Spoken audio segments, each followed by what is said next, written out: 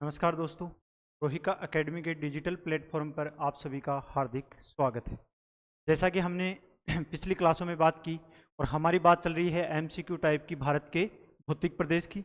और देखो, भारत के भौतिक प्रदेश में हमने किन किन की बात कर ली, तो उनकी बात करें कि हमने उत्तरी पर्वतीय प्रदेश की बात कर ली, उत्तरी पर्वतीय प्रदेश की बात कर ली। इसके बाद में हमने उत्तर के विशाल मैदान की बात कर ली, इसके बाद में प्रायद्वीपीय पठार की बात कर ली, इसके बाद में मरुस्थल की बात कर ली। और देखो, आज अपनी जो क्लास होने वाली है वो है तटीय मैदान से संबंधित, कि तटीय मैदान से संबंधित किस प्रकार के क्वेश्चन आते हैं और पिछले एग्जाम में कौन कौन से क्वेश्चन पूछे गए हैं, उन सभी का समावेश इस क्लास में किया गया है। अब चलते हैं हम अपने फर्स्ट क्वेश्चन पे। तो देखो, फर्स्ट क्वेश्चन पे चलने से पहले एक बार हम इस डायग्राम के माध्यम से समझते हैं कि तटीय मैदान क्या है और इसकी स्थिति कहाँ पर है। तो देखो, तटीय मैदान की बात करें तो कच्छ के रण से, अगर पश्चिमी तट की बात करें तो कच्छ के रण से लेकर यहाँ कन्याकुमारी तक एक तटीय मैदान पाया जाता है। अर्थात ये है अपनी, जैसे मान लो, पश्चिमी घाट पर्वत श्रेणी, और इस पश्चिमी घाट पर्वत श्रेणी के पश्चिम दिशा में एक मैदानी भाग पाया जाता है। उस भाग को बोला जाता है तटीय मैदान। और इस मैदान का निर्माण कौन करती हैं? यहाँ इस पश्चिमी घाट से निकलने वाली नदियाँ किसका निर्माण करती हैं? तटीय मैदान का निर्माण करती हैं। तो पश्चिमी घाट में तो ये हो गया। पूर्वी घाट की बात करें तो पूर्वी घाट पर्वत श्रेणी के पूर्व दिशा में जो तटीय मैदान पाया जाता है उसे क्या बोला जाता है? पूर्वी तटीय मैदान बोला जाता है। तो तटीय मैदान को हमने कितने भागों में बांटा? दो भागों में, एक तो पश्चिमी भाग और एक पूर्वी भाग। अब देखो, इस पश्चिमी घाट और पश्चिमी मैदान और पूर्वी मैदान की बात करें तो इस मैदान को भी मुख्य रूप से चार भागों में बांटा गया है। जैसे यहाँ कच्छ के रण से लेकर यहाँ सूरत तक के भाग को बोला जाता है गुजरात तट। क्या बोला जाता है? गुजरात तट। इसके बाद में यहाँ सूरत या दमन से लेकर गोवा तक के भाग को बोला जाता है कोंकण तट। इस नाम से जाना जाता है कोंकण तट। इसके बाद में यहां गोवा से लेकर मंगलोर तक के भाग को बोला जाता है कन्नड़ तट। क्या बोला जाता है? कन्नड़ तट। देखो, इसके अन्य नाम भी हैं, कन्नड़ तट, केनरी तट। इसके बाद में यहां मंगलोर से लेकर कन्याकुमारी तक का जो भाग है उसे बोला जाता है मालाबार तट। इस नाम से जाना जाता है मालाबार तट। तो देखो, हमने पश्चिमी तटीय मैदान को कितने भागों में बांटा? चार भागों में बांटा। और उन चार भागों की बात करें तो एक तो हो गया अपना गुजरात तट, इसके बाद में दूसरा है कोंकण तट, और तीसरे की बात करें तो कन्नड़ तट, और चौथे की बात करें तो अपना कौन सा है? मालाबार तट। अब देखो, हम बात करें कि पश्चिमी तटीय मैदान किन किन राज्यों में फैला है, तो राज्यों की बात करें तो एक तो आएगा अपना गुजरात, गुजरात के बाद में यहाँ है महाराष्ट्र, महाराष्ट्र के बाद में है गोवा, गोवा के बाद में है कर्नाटक, और कर्नाटक के बाद में हम बात करें तो कौन सा आएगा? केरल। तो देखो, कितने राज्यों में विस्तार है इसका? केरल, कर्नाटक, गोवा, महाराष्ट्र और गुजरात। तो पश्चिमी भाग में तो इसका 5 राज्यों में विस्तार है। अब देखो, इसमें भी इनकी अलग अलग बातें करें कि जैसे मान लो, जो गुजरात तट है, इस गुजरात तट के भी 3 भाग हैं। कौन से? कितने भाग हैं? 3 भाग हैं। जैसे ऊपर ही ऊपर है, उस भाग को बोला जाता है कच्छ तट। जैसे यहाँ कच्छ की खाड़ी के पास जो तट पाया जाता है उसे बोला जाता है कच्छ तट। इसके बाद में इसके दक्षिण में जो भाग है उसे बोला जाता है काठियावाड़ तट। क्या बोला जाता है? काठियावाड़ तट। फिर इसके बाद में हम बात करें कि इसका यहां से लेकर यहां वाला जो भाग है, इस तट को बोला जाता है सौराष्ट्र तट। क्या बोला जाता है? सौराष्ट्र तट। तो ये इसके क्या हो गए? उपभाग हो गए, कि मुख्य है गुजरात तट, और गुजरात तट को भी 3 भागों में बांटा गया है, कच्छ का तट, काठियावाड़ तट और सौराष्ट्र तट। अब देखो, इस गुजरात तट की बात करें कि यहां पर एक प्रमुख बंदरगाह पाया जाता है। उस बंदरगाह का नाम है कांडला बंदरगाह। कौन सा है? कांडला बंदरगाह है। देखो प्राचीन समय में तो इसका नाम था कांडला बंदरगाह है, लेकिन वर्तमान में इसका नाम परिवर्तित करके क्या कर दिया गया, इसका नाम कर दिया है वर्तमान में दीनदयाल पोर्ट। दीनदयाल पोर्ट, ये चीज भी आपको ध्यान रखनी है कि दीनदयाल पोर्ट या कांडला बंदरगाह है किस तट पर स्थित है, तो किस तट पर है, गुजरात तट पर स्थित है। इसके बाद में हम बात करें कि कोंकण तट की, तो सबसे पहले तो यही पूछ सकता है कि कोंकण तट का विस्तार कहां से कहां तक पाया जाता है। तो इसके विस्तार की बात करें तो इसका विस्तार गुजरात या दमन से लेकर गोवा तक पाया जाता है। और देखो इसमें एक मुख्य बंदरगाह पाया जाता है, एक बंदरगाह पाया जाता है, उसका नाम है मुंबई पोर्ट। मुंबई पोर्ट। तो देखो मुंबई पोर्ट की क्या विशेषता है कि यह भारत का सबसे बड़ा प्राकृतिक बंदरगाह है। कैसा है, प्राकृतिक बंदरगाह है, अर्थात प्रकृति के द्वारा इसका निर्माण किया गया है। इसके बाद में यहीं पे एक बंदरगाह और पाया जाता है, उसे बोला जाता है जवाहरलाल नेहरू। क्या बोला जाएगा, जवाहरलाल नेहरू।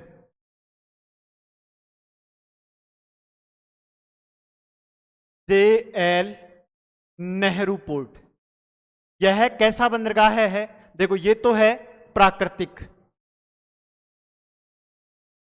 और इसकी बात करें तो ये कैसा है, कृत्रिम, अर्थात मानव के द्वारा इसका क्या किया गया है, निर्माण किया गया है। लेकिन सबसे बड़े बंदरगाह की बात करें तो सबसे बड़ा बंदरगाह कौन सा होगा, मुंबई पोर्ट। फिर इसके बाद में हम बात करें कि कन्नड़ तट में भी एक प्रसिद्ध बंदरगाह पाया जाता है, उसका नाम है न्यू मंगलोर। क्या नाम है, न्यू मंगलोर।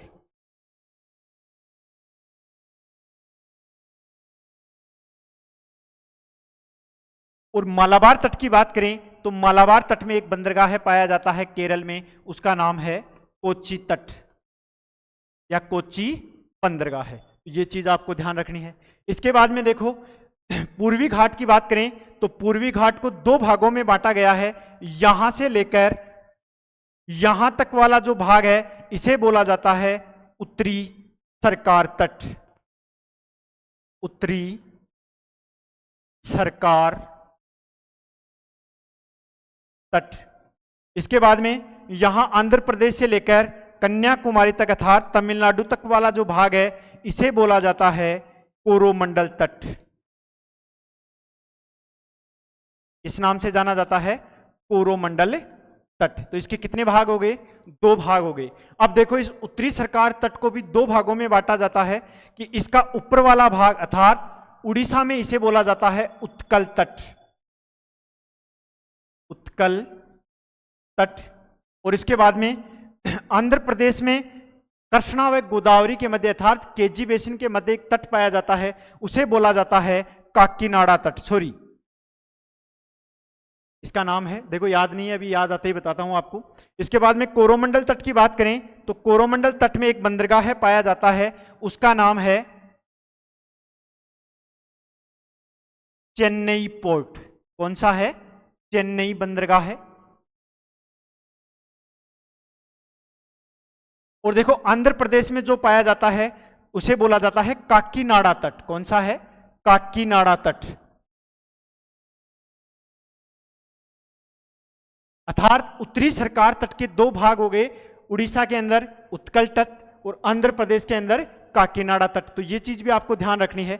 और इसके बाद में कोरोमंडल तट है, उसमें एक पोर्ट पाया जाता है अर्थात बंदरगाह पाया जाता है, उस बंदरगाह का नाम है चेन्नई बंदरगाह है। और इसकी विशेषता क्या है कि कृत्रिम, भारत का सबसे बड़ा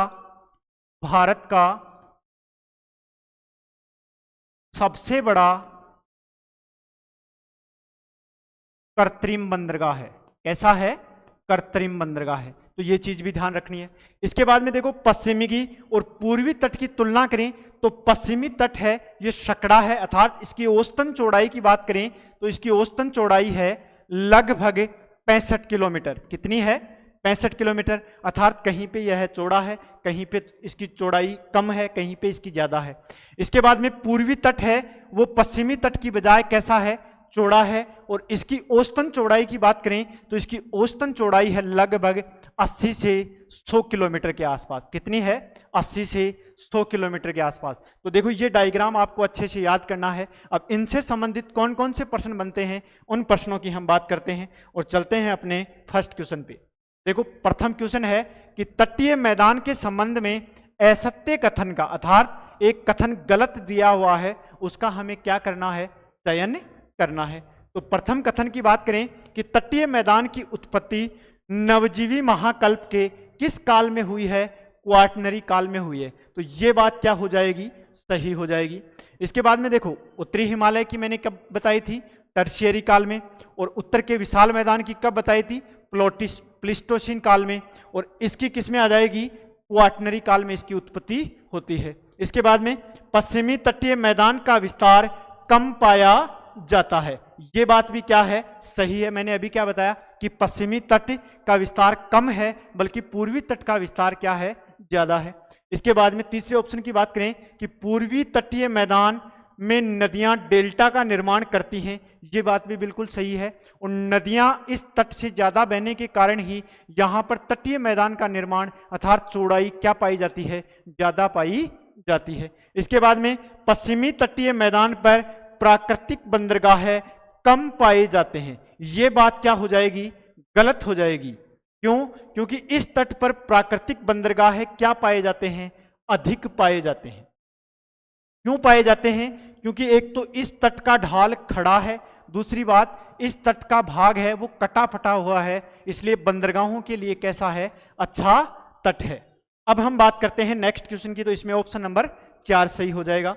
अब नेक्स्ट क्वेश्चन की बात करें कि गुजरात तट का भाग नहीं है। देखो गुजरात तट के मैंने कितने भाग बताए थे?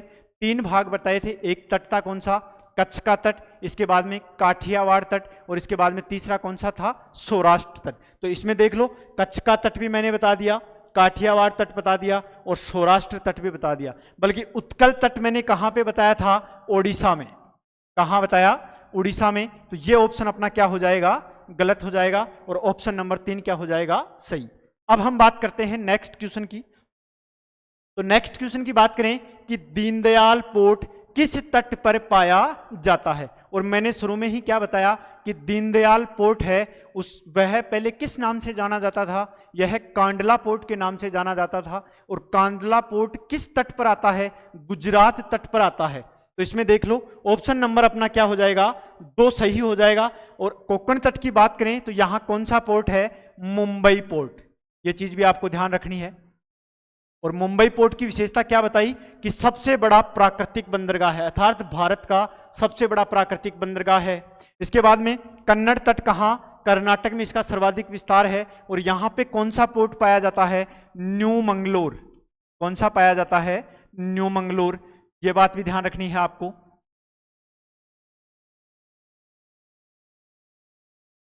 इसके बाद में चौथे ऑप्शन की बात करें तो मालाबार तट। और मालाबार तट पर कौन सा पाया जाता है? कोच्चि बंदरगाह है। कौन सा है? कोच्चि बंदरगाह है या कोच्चि पोर्ट। अब हम बात करते हैं नेक्स्ट क्वेश्चन की। तो देखो अपना नेक्स्ट क्वेश्चन है कि भारत का सबसे बड़ा प्राकृतिक बंदरगाह है किस तट पर है? देखो मैंने अभी क्या बताया कि भारत का सबसे बड़ा प्राकृतिक बंदरगाह है मुंबई पोर्ट है। और वो किस तट पर है? वह कोंकण तट पर है। किस तट पर है? कोंकण तट पर है। ये चीज भी आपको ध्यान रखनी है। देखो इसके बाद में हम आगे बात करें नेक्स्ट क्वेश्चन की। तो मालाबार तट की विशेषता नहीं है। देखो मालाबार तट से संबंधित 4 विशेषताएं दी हुई हैं, उनमें से हमें एक विशेषता गलत दी हुई है, उसे हमें बताना है। तो देखो सबसे पहले बात करें कि यह तट लेगून झीलों के लिए प्रसिद्ध है। ये बात सही है। देखो लेगून झीलों के अन्य नाम की बात करें तो इन्हीं झीलों को बोला जाता है कयाल या पश्चजल। ये सभी नाम किनके हैं? लेगून या अनप झीलों के हैं। इसके बाद में ऑप्शन नंबर 2 की बात करें कि भारत में सर्वाधिक कयाल आंध्र प्रदेश में पाई जाती हैं। ये बात क्या हो जाएगी? गलत हो जाएगी। क्यों? क्योंकि सर्वाधिक कयाल कहां पाई जाती हैं? केरल में पाई जाती हैं। किसमें पाई जाती हैं? केरल में पाई जाती हैं। ये चीज भी आपको ध्यान रखनी है। तो अपना ऑप्शन नंबर 2 क्या हो जाएगा? राइट आंसर हो जाएगा। इसके बाद में नेक्स्ट ऑप्शन की बात करें कि इस तट पर कोच्चि बंदरगाह का विकास किया गया है, और वो मैंने आपको डायग्राम में पहले ही बता दिया कि मालाबार तट पर कौन सा बंदरगाह पाया जाता है, तो कोच्चि बंदरगाह या कोच्चि पोर्ट पाया जाता है। फिर इसके बाद में बात करें कि भारत की मुख्य भूमि पर सर्वप्रथम मालाबार तट पर ही दक्षिणी पश्चिमी मानसून का आगमन होता है। देखो ये बात भी सही है, जैसे भारत की बात करें तो भारत में सबसे पहले तो मानसून आता है अंडमान निकोबार द्वीप समूह पर, और वह मानसून लगभग उसकी तिथि की बात करें तो 22 से 25 मई है। लेकिन यहां पर एक नाम दे दिया, क्या नाम दे दिया, मुख्य भूमि, अर्थात अंडमान निकोबार द्वीप को छोड़ दिया जाए तो उसके बाद में सबसे पहले मानसून का आगमन भारत के किस तट पर होता है, तो उसकी बात करें तो सबसे पहले मानसून का आगमन मालाबार तट पर होता है, और यह कब आता है, 1 जून से 5 जून के मध्य। कब आता है, 1 जून से 5 जून के मध्य मालाबार तट पर अपना मानसून दस्तक देता है। तो अपनी 3 बातें सही हैं, बल्कि ऑप्शन नंबर 2 की बात क्या है, गलत है। इसके बाद में नेक्स्ट क्वेश्चन की बात करें कि केरल में हर वर्ष नेहरू ट्रॉफी का आयोजन किस झील में किया जाता है। देखो मैंने क्या बताया अभी कि केरल में सर्वाधिक कयाल पाई जाती हैं, जैसे पुनमादा कयाल, वेमनाद कयाल, अष्टमुडी कयाल, और उन्हीं कयालों में से एक कयाल है जिसमें किसका आयोजन किया जाता है, नेहरू ट्रॉफी का आयोजन किया जाता है। और यह नेहरू ट्रॉफी किससे संबंधित है, नौका दौड़ से संबंधित। किससे संबंधित है, नौका दौड़ से संबंधित है। तो यह किस झील में की जाती है, तो झील की बात करें तो पुनमादा झील में क्या की जाती है, नेहरू ट्रॉफी का आयोजन किया जाता है। अब देखो इसके अलावा और झील दी हुई है, और ये सभी कहां हैं, ये भी केरल में, ये भी कहां है, केरल में, और अष्टमुडी भी कहां है, केरल में। लेकिन इसकी तो विशेषता क्या हो गई कि यह नौका दौड़ के लिए जानी जाती है। इसके बाद में देखो वेमनाद कयाल है, इसमें भी नौका दौड़ तो होती है, लेकिन इसके अलावा इसकी विशेषता की बात करें तो इसकी विशेषता है कि यह सबसे लंबी कयाल है। कैसी है, सबसे लंबी, सबसे लंबी कयाल। इसी के साथ आपको नोट लगा के लिखना है कि सबसे लंबी कयाल तो कौन सी हो गई अपनी, वेमनाद कयाल, लेकिन पूछ ले कि सबसे बड़ी कयाल कौन सी है, अर्थात क्षेत्रफल की बात करें तो अपनी आएगी चिल्का झील, उड़ीसा, और वो भी कैसी है, एक लेगुन झील का उदाहरण है। अब हम बात करते हैं नेक्स्ट क्वेश्चन की। तो देखो मार्मुगांव बंदरगाह है किस राज्य में स्थित है। देखो मार्मुगांव की बात करें तो मार्मुगांव बंदरगाह है गोवा में है। किसमें है, गोवा में है। मुंबई की मैंने बताई दिया आपको कि मुंबई में 2 पोर्ट हैं मुख्य रूप से, एक तो मुंबई पोर्ट और इसके अलावा जवाहरलाल नेहरू पोर्ट, जिसका प्राचीन नाम क्या था, नहावा सोआ पोर्ट था। इसके बाद में केरल की मैंने बताई दिया, केरल में कौन सा पोर्ट पाया जाता है, कोच्चि पोर्ट पाया जाता है। इसके बाद में कर्नाटक की बात करें तो कर्नाटक में कौन सा है, न्यू मंगलोर पोर्ट पाया जाता है। अब हम बात करते हैं नेक्स्ट क्वेश्चन की। तो देखो नेक्स्ट क्वेश्चन है पूर्वी तटीय मैदान को मुख्य रूप से कितने भागों में बांटा जाता है, और मैंने डायग्राम के माध्यम से, अब बात कर रहा है पूर्वी तट की, तो एक बार डायग्राम पे चलते हैं हम।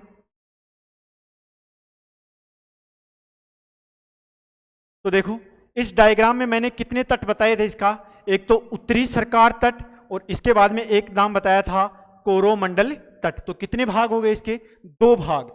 तो इसमें ऑप्शन में भी क्या पूछ रहा है कि कितने भागों में बांटा गया है मुख्य रूप से, तो मुख्य रूप से इसे कितने भागों में बांटा गया है, 2 भागों में बांटा गया है। बल्कि पश्चिमी तट को कितने भागों में बांटा गया था, 4 भागों में बांटा गया था, जिसमें था गुजरात तट, कोंकण तट, कन्नड़ तट, और इसके बाद में था मालाबार तट। अब हम बात करते हैं नेक्स्ट क्वेश्चन की कि भारत का सबसे बड़ा कृत्रिम बंदरगाह है कौन सा है। तो देखो प्राकृतिक बंदरगाह की बात करें तो प्राकृतिक बंदरगाह तो अपना कौन सा है, मुंबई पोर्ट। इसके बाद में कृत्रिम पूछ रहा है, अर्थात मानव के द्वारा निर्मित बंदरगाह कौन सा है, तो मानव के द्वारा सबसे कृत्रिम बंदरगाह किस तट पर है, तो वह पाया जाता है कोरोमंडल तट पर। और कोरोमंडल पर तट पर जिस बंदरगाह है उसका नाम है चेन्नई पोर्ट। कौन सा है, चेन्नई बंदरगाह है। ये चीज भी आपको ध्यान रखनी है। और यह कैसा है, कृत्रिम है। अब हम बात करते हैं नेक्स्ट क्वेश्चन की। तो देखो कथन 1 दिया हुआ है, उसके बाद में कारण दिया हुआ है 2, और इसमें पूछ रहा है कथन में कि पूर्वी तट की अपेक्षा पश्चिमी तटीय भाग में प्राकृतिक अच्छे पोताश्रयों के विकास की दशाएं पाई जाती हैं। देखो पश्चिमी तट की बात मैंने क्या बताई कि पश्चिमी तट कटा फटा है, इसके अलावा इसकी गहराई अधिक है, इसलिए यहाँ पोताश्रय या बंदरगाहों का निर्माण प्राकृतिक रूप से क्या देखने को मिलता है, ज्यादा देखने को मिलता है। तो अपना कथन तो क्या हो जाएगा, सही है। इसके बाद में कारण की बात करें कि पूर्वी तट सीधा व सपाट है, अर्थात यह समुद्र के बराबर है। इसके बाद में जबकि पश्चिमी तट कटा फटा है। तो देखो ये कथन है, इसकी कारण व्याख्या क्या कर रहा है, सही है कि पोताश्रय तटीय भाग में प्राकृतिक अच्छे पोताश्रयों का विकास की दशाएं पाई जाती हैं, और उसका कारण क्या है कि पश्चिमी तट कटा फटा है। तो देखो अपना कथन भी सही है और कारण भी सही है। इसके साथ साथ कथन की व्याख्या कर रहा है कौन, कारण व्याख्या कर रहा है। तो अपना ऑप्शन नंबर 2 क्या हो जाएगा, सही हो जाएगा कि ए व आर दोनों सही हैं तथा आर एक ही व्याख्या करता है। तो देखो ऐसे प्रश्न भी कई बार एग्जाम में आते हैं, तो आपको ऐसे प्रश्न में ध्यान देना है कि जो कथन में बात बोल रहा है वह कारण उसकी सही व्याख्या कर रहा है तो सही है। अब देखो पूर्वी तट सीधा व सपाट है, इस प्रश्न इस लाइन को यहीं तक छोड़ देता और आगे यह बात नहीं देता इसमें कि पश्चिमी तट कटा फटा है। तो देखो अपनी दोनों बातें तो सही हो जाती, लेकिन यह इसकी क्या नहीं करता, फिर व्याख्या नहीं करता। क्यों? क्योंकि पश्चिमी तट अलग है और पूर्वी तट अलग है, तो पश्चिमी तट से पूर्वी तट का कोई संबंध नहीं है। अब बात करते हैं नेक्स्ट क्वेश्चन की कि देखो सूची 1 को सूची 2 से सम्मिलित करना है, और सूची 1 में हमें दिया हुआ है बंदरगाह है, और सूची 2 में क्या दिया हुआ है, राज्य। तो देखो पारादीप बंदरगाह है, कहाँ पाया जाता है, उड़ीसा में। हल्दिया पोर्ट है वो कहाँ पाया जाता है, पश्चिमी बंगाल में। इसके बाद में न्यू मंगलोर मैंने पहले भी बता दिया कहाँ है, कर्नाटक में। इसके बाद में कोच्चि बंदरगाह है, कहाँ है, केरल में। तो ऑप्शन हो जाएगा अपना 4 3 2 1, और ऐसा कौन सा है, ऑप्शन नंबर 4 अपना क्या होगा, राइट आंसर। तो देखो ये अपने आज के क्वेश्चन थे जिनमें हमने दोनों तटीय मैदानों की तुलनात्मक रूप से अध्ययन किया है, और इसमें कौन कौन से मुख्य पोर्ट पाए जाते हैं इन सभी की बात की है। और यह डायग्राम आप अच्छे से याद कर लेना, क्योंकि मुख्य बातें इस डायग्राम में दी हुई हैं। धन्यवाद।